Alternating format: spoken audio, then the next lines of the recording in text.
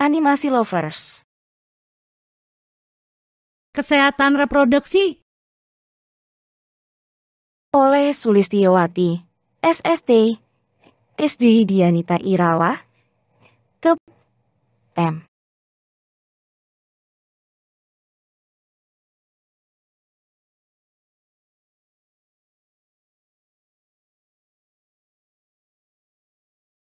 Pokok bahasan 1. Kesehatan reproduksi 2. Kekerasan seksual 3. Infeksi menular seksual 4. Kesetaraan gender 5. Komunikasi dan layanan kesehatan reproduksi.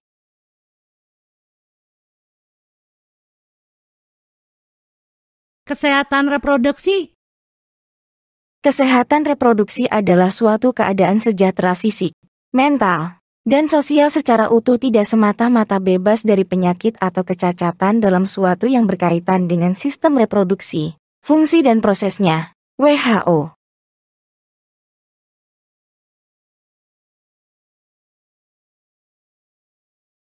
Satu. Pengenalan alat reproduksi. Organ genitalia laki-laki terbagi menjadi organ genitalia luar, dalam dan kelenjar aksesorius. Organ genitalia luar laki-laki adalah sebagai berikut. A. Penis, untuk meletakkan sperma ke dalam organ genitalia wanita dan untuk mengeluarkan urin. B. Skrotum, pembungkus buah zakar, berfungsi untuk termoregulator. Organ genitalia laki-laki bagian dalam adalah testis yang jumlahnya sepasang, terletak di dalam skrotum.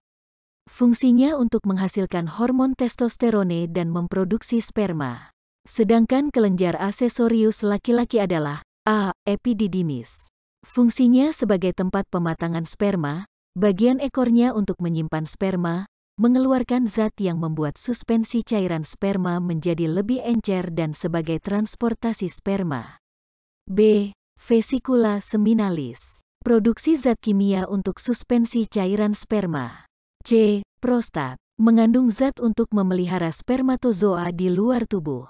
D. Kelenjar Cowper. Berfungsi untuk melicinkan uretra dan vagina saat koitus. E. Kelenjar Litre. Berfungsi untuk melicinkan uretra dan vagina saat koitus.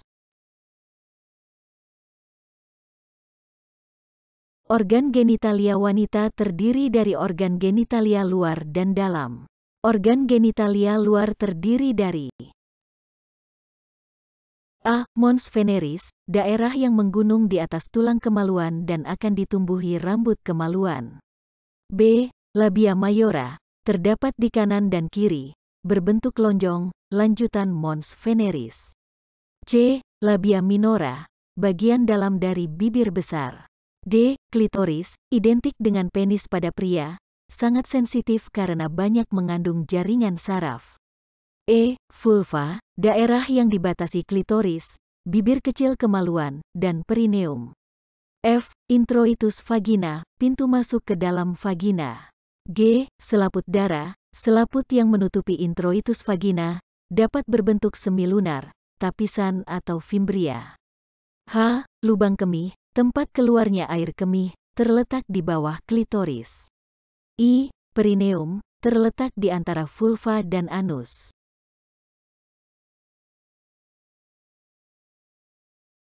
Organ genitalia interna. A. Vagina, saluran yang menghubungkan antara vulva dan rahim.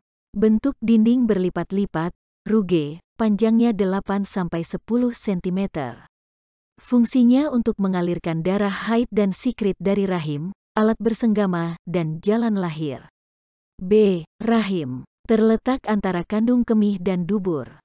Bagian rahim terdiri dari fundus, bagian atas, korpus atau badan rahim dan leher rahim. Letak rahim dalam posisi normal adalah menghadap depan, anterofleksi. C.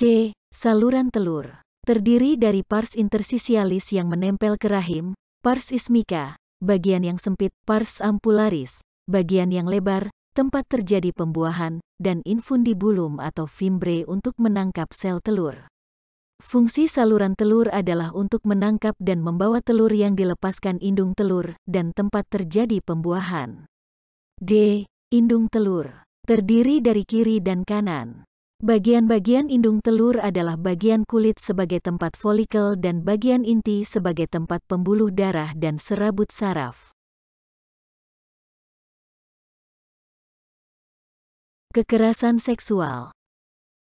Kekerasan seksual adalah setiap perbuatan merendahkan, menghina, menyerang dan atau tindakan lainnya terhadap tubuh yang terkait dengan nafsu perkelaminan, hasrat seksual seseorang, dan atau fungsi reproduksi, secara paksa, bertentangan dengan kehendak seseorang, dan atau tindakan lain yang menyebabkan seseorang itu tidak mampu memberikan persetujuan dalam keadaan bebas, karena ketimpangan relasi kuasa, relasi gender dan atau sebab lain, yang berakibat atau dapat berakibat penderitaan atau kesengsaraan terhadap secara fisik, psikis, seksual, kerugian secara ekonomi, sosial budaya, dan atau politik.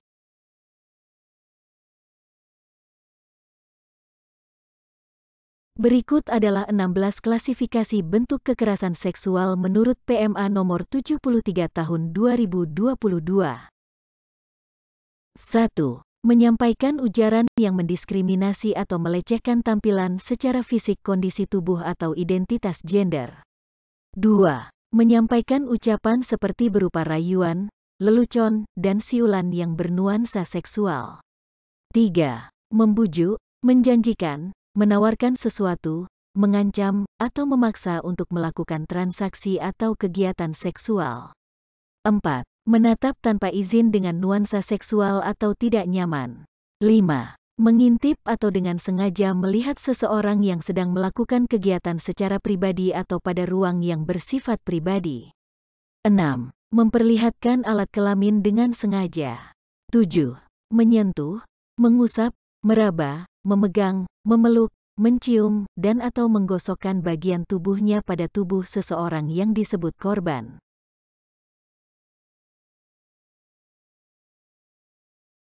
8. Melakukan percobaan pemerkosaan. 9. Melakukan pemerkosaan termasuk penetrasi dengan benda atau bagian tubuh selain alat kelamin.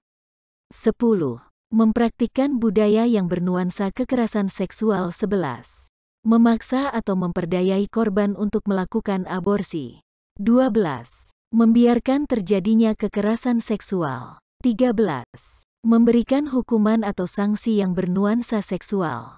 14. Mengirimkan pesan, lelucon, gambar, foto, audio dan atau video bernuansa seksual kepada korban meskipun sudah dilarang korban.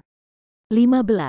Mengambil, merekam, mengunggah, mengedarkan foto, rekaman audio, dan atau visual korban yang bernuansa seksual. 16. Melakukan perbuatan kekerasan seksual lainnya sesuai dengan ketentuan peraturan.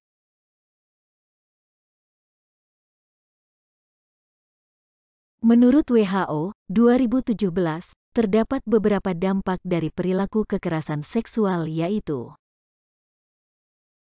A. Dampak fisik. Masalah kehamilan dan reproduksi. Kekerasan seksual dapat berdampak pada kehamilan korban yang tidak diinginkan. Ini akan membuat korban terpaksa menerima kehamilannya sehingga dapat menyebabkan tekanan selama masa kehamilan. Kehamilan yang terjadi pada usia muda dapat menimbulkan beberapa masalah kehamilan pada korban akibat ketidaksiapan organ reproduksi untuk menerima kehamilan. Dampak lainnya yaitu gangguan pada organ reproduksi yang biasanya terjadi pada korban perkosaan seperti perdarahan, infeksi saluran reproduksi, iritasi pada alat kelamin, nyeri pada saat senggama, dan masalah reproduksi lainnya. Meningkatnya penularan penyakit menular seksual. B. Dampak psikologis. Depresi, stres, tekanan pasca trauma, kesulitan tidur, penurunan harga diri, munculnya keluhan somatik, penyalahgunaan obat terlarang dan alkohol akibat depresi. C. Dampak sosial, hambatan interaksi sosial, pengucilan, merasa tidak pantas, masalah rumah tangga, pernikahan paksa, perceraian. Korban kekerasan seksual banyak yang mengalami kebingungan tentang apa yang harus dilakukan jika menjadi korban kekerasan seksual. Maka, berikut adalah hal yang bisa dilakukan jika menjadi korban kekerasan seksual. A. Jangan menyalahkan diri sendiri dan terpuruk. B. Jangan langsung membersihkan anggota badan. C. Kumpulkan barang yang dapat menjadi alat bukti. D. Cari dukungan. E. Dating ke layanan kesehatan dan layanan kekerasan seksual. F. Segera laporkan ke pihak berwajib.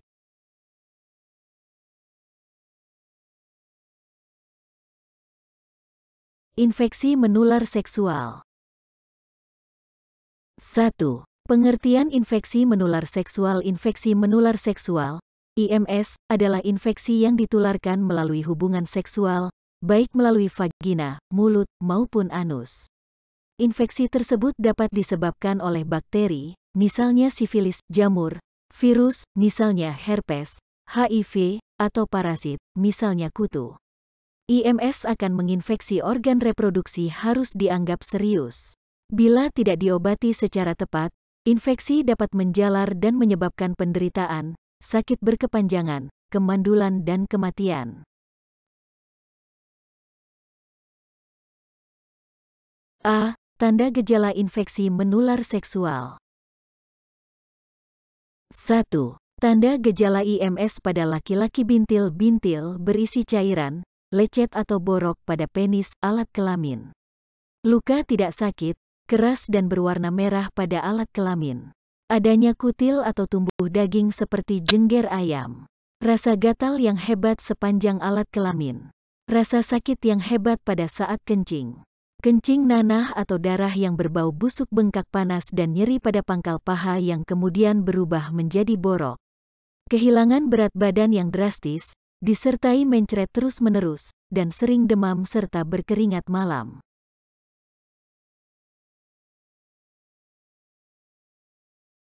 Tanda gejala IMS pada perempuan. Rasa sakit atau nyeri pada saat kencing atau berhubungan seksual. Rasa nyeri pada perut bagian bawah. Pengeluaran lendir pada vagina, alat kelamin. Keputihan berwarna putih susu, bergumpal dan disertai rasa gatal dan kemerahan pada alat kelamin atau sekitarnya. Keputihan yang berbusa, kehijauan, berbau busuk, dan gatal. Timbul bercak-bercak darah setelah berhubungan seks. Bintil-bintil berisi cairan, lecet atau borok pada alat kelamin.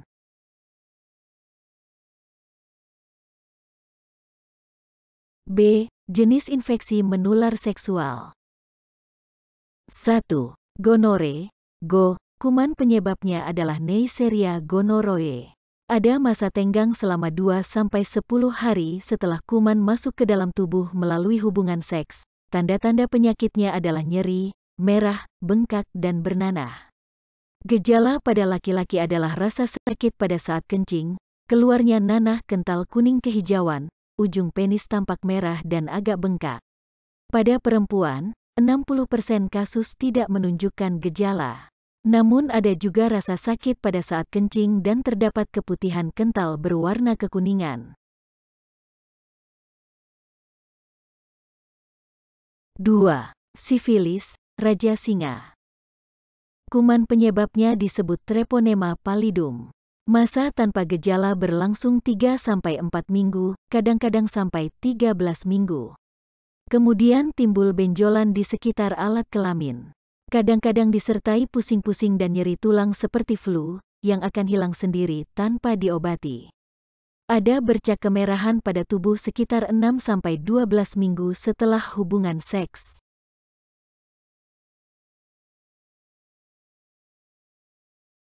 3. Herpes genital. Penyakit yang disebabkan oleh virus herpes simplex dengan masa tenggang 4-7 hari sesudah virus masuk ke dalam tubuh melalui hubungan seks.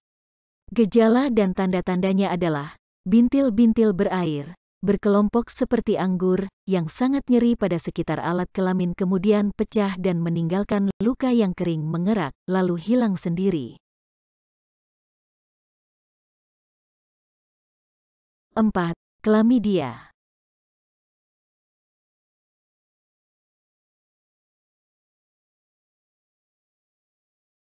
Penyakit ini disebabkan oleh Chlamydia trachomatis. Masa tanpa gejala berlangsung 7-21 hari. Gejalanya adalah timbul peradangan pada alat reproduksi laki-laki dan perempuan. Pada perempuan, gejalanya bisa berupa keluarnya cairan dari alat kelamin atau keputihan encer, berwarna putih kekuningan, rasa nyeri di rongga panggul, perdarahan setelah hubungan seksual. Pada laki-laki gejalanya adalah rasa nyeri saat kencing, keluar cairan bening dari saluran kencing bila ada infeksi lebih lanjut, cairan semakin sering keluar dan bercampur darah.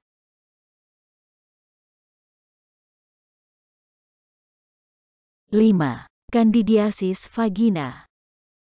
Kandidiasis vagina merupakan keputihan yang disebabkan oleh jamur Candida albicans. Pada keadaan normal, jamur ini terdapat di kulit maupun di dalam liang kemaluan perempuan.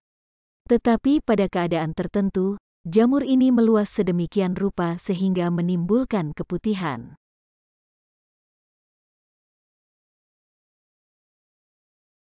6. Kutil kelamin, kondiloma acuminata. Penyebabnya adalah human papilloma virus, HPV, dengan gejala yang khas yaitu terdapat satu atau beberapa kutil di sekitar kemaluan.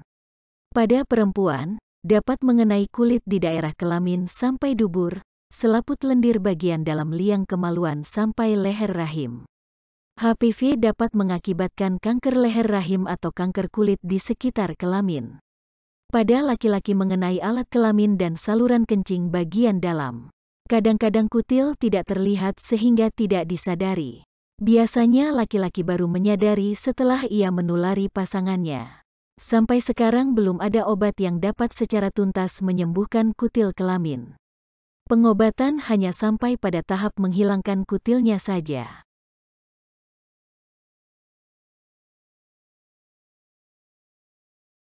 HIV/AIDS. Pengertian HIV/AIDS. HIV, Human Immunodeficiency Virus, adalah retrovirus golongan RNA yang spesifik menyerang sistem imun kekebalan tubuh manusia. Penurunan sistem kekebalan tubuh pada orang yang terinfeksi HIV memudahkan berbagai infeksi, sehingga dapat menyebabkan timbulnya AIDS. A. Penularan HIV/AIDS. Sesuai dengan metode penularannya, HIV dapat ditularkan dengan beberapa cara, diantaranya adalah pasien yang menerima transfusi produk darah atau transplantasi organ, jaringan tubuh pelaku hubungan seks atau perilaku seksual lainnya yang tidak aman, yang memungkinkan kontak antara cairan sperma atau cairan vagina dengan mukosa kemaluan tanpa penghalang, kondom. Pengguna narkotika suntik, terutama yang alat suntiknya digunakan bergantian satu sama lain, mereka yang menggunakan alat tajam suntik secara bergantian, misalnya jarum tato, jarum indik, peralatan pencet jerawat yang tidak disterilkan atau sekali pakai. Bayi yang dikandung dan dilahirkan oleh ibu yang terinfeksi HIV, bayi yang disusui oleh ibu yang terinfeksi HIV, petugas medis yang sering terpapar alat suntik terkontaminasi. Pencegahan HIV/AIDS. Pencegahan HIV mirip dengan pencegahan IMS dan ditambah aspek penggunaan narkotika dan peralatan tajam. Pencegahan ini dikenal dengan metode ABCDE, yaitu abstinence, yaitu tidak melakukan hubungan seksual di luar pernikahan. Be faithful, yaitu tetap setia pada satu pasangan seksual. Condom, gunakan kondom saat melakukan hubungan seksual. Don't use drugs, tidak mengkonsumsi nafza, khususnya yang menggunakan suntikan equipment. Berhati-hati terhadap peralatan yang berisiko membuat luka dan digunakan secara bergantian, bersamaan, misalnya jarum suntik, pisau cukur, del. Kesetaraan gender. 1. Pengertian gender. Gender adalah karakteristik atau ciri sosial perempuan dan laki-laki seperti norma, peran, dan hubungan antara kelompok perempuan dan laki-laki. Hal tersebut dapat bervariasi dari masyarakat ke masyarakat lainnya dan dapat diubah. Misalnya, perempuan identik dengan dapur, sumur, kasur, yang dibentuk oleh masyarakat yang menganggap laki-laki memiliki posisi lebih tinggi, patriarki. sehingga banyak perempuan yang kehilangan kesempatan sekolah dan memperoleh kehidupan yang baik. Lalu laki-laki dianggap sebagai kepala rumah tangga, dan akhirnya dipaksa oleh norma sosial untuk bekerja lebih berat dibandingkan perempuan dan tidak boleh mengekspresikan diri.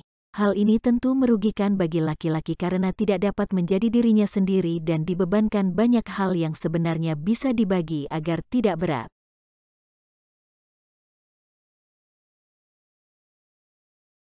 Kesetaraan gender. Kesetaraan gender adalah suatu kondisi di mana semua manusia, baik laki-laki maupun perempuan, bebas mengembangkan kemampuan personal mereka dan membuat pilihan-pilihan tanpa dibatasi oleh stereotip peran gender yang kaku. Hal ini bukan berarti bahwa perempuan dan laki-laki harus selalu sama, tetapi hak, tanggung jawab dan kesempatannya tidak dipengaruhi oleh apakah mereka dilahirkan sebagai laki-laki atau perempuan. Kesetaraan gender adalah tidak adanya diskriminasi berdasarkan jenis kelamin seseorang dalam memperoleh kesempatan dan alokasi sumber daya, manfaat atau dalam mengakses pelayanan.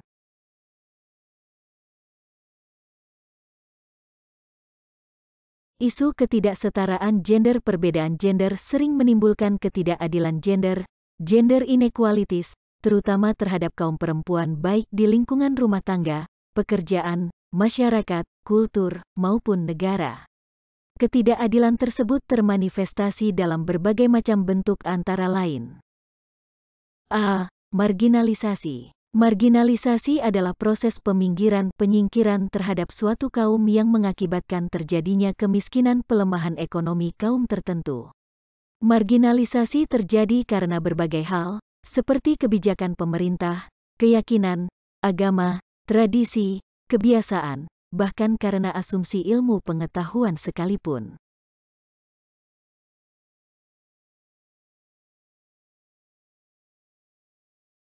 Subordinasi merupakan penempatan kaum tertentu, perempuan, pada posisi yang tidak penting.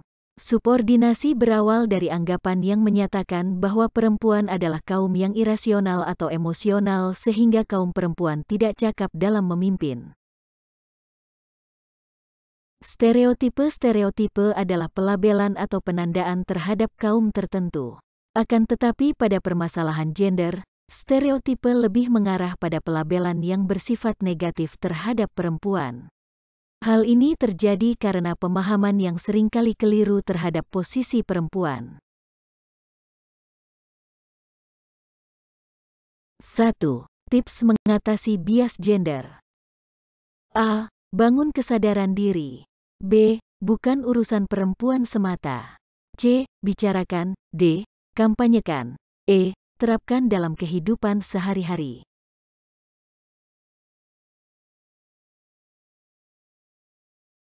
A. Kekerasan, violence. Kekerasan, violence, adalah serangan terhadap fisik maupun integritas mental psikologi seseorang. Kekerasan karena bias gender disebut gender-related violence. Kekerasan tersebut terjadi karena disebabkan oleh ketidaksetaraan kekuatan yang ada dalam masyarakat. Bentuk-bentuk kekerasan, violence, gender, terhadap perempuan, antara lain, pemerkosaan, serangan fisik dalam rumah tangga, kekerasan dalam pelacuran dan pornografi, pemaksaan dalam sterilisasi keluarga berencana, kebon, serta pelecehan seksual. B. Beban kerja ganda, double burden. Beban kerja ganda disebabkan oleh anggapan bahwa perempuan lebih cocok mengurusi dan bertanggung jawab atas pekerjaan domestik, menjaga kebersihan dan kerapian rumah tangga, memasak, mencuci, bahkan memelihara anak. Pekerjaan domestik dianggap tidak bernilai dan lebih rendah bila dibandingkan dengan pekerjaan laki-laki karena tidak produktif. Konsekuensi tersebut harus diterima oleh perempuan yang bekerja. Di satu sisi harus mencari nafkah untuk memenuhi kebutuhannya, di sisi lain harus bisa bertanggung jawab atas rumah tangganya. Hal inilah yang menyebabkan bahwa bias gender menjadikan perempuan menanggung beban kerja yang bersifat ganda.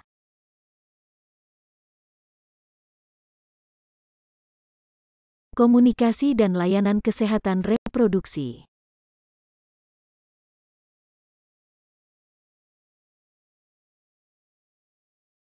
Pengertian merupakan pendekatan yang komprehensif dan menekankan pada upaya promotif preventif berupa pembekalan kesehatan dan peningkatan keterampilan psikososial dengan pendidikan keterampilan hidup sehat, PKHS.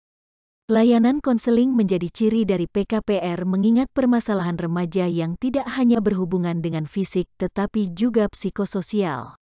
Upaya penjangkauan terhadap kelompok remaja juga dilakukan melalui kegiatan komunikasi informasi dan edukasi, KIE, Focus Group Discussion, FGD, dan penyuluhan ke sekolah-sekolah dan kelompok remaja lainnya. Remaja berani mengakses layanan.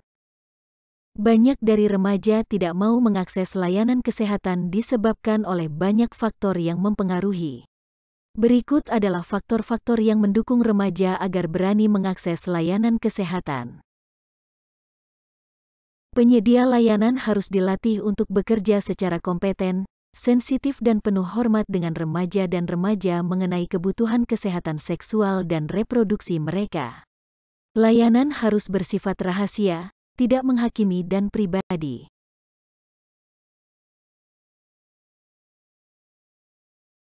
Satu. Jam buka klinik harus nyaman bagi remaja dan remaja seperti waktu meliputi sore hari, sepulang sekolah, malam hari dan akhir pekan 2. Layanan harus dapat diakses oleh semua remaja dan anak muda terlepas dari usia, status perkawinan, orientasi seksual atau kemampuan mereka untuk membayar. 3. Sistem rujukan yang efektif harus ada. 4.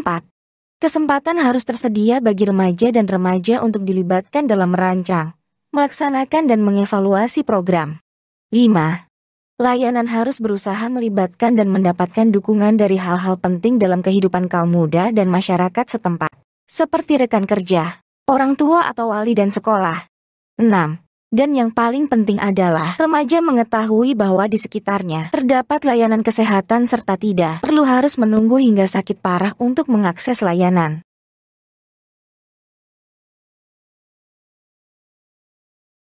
Terima kasih.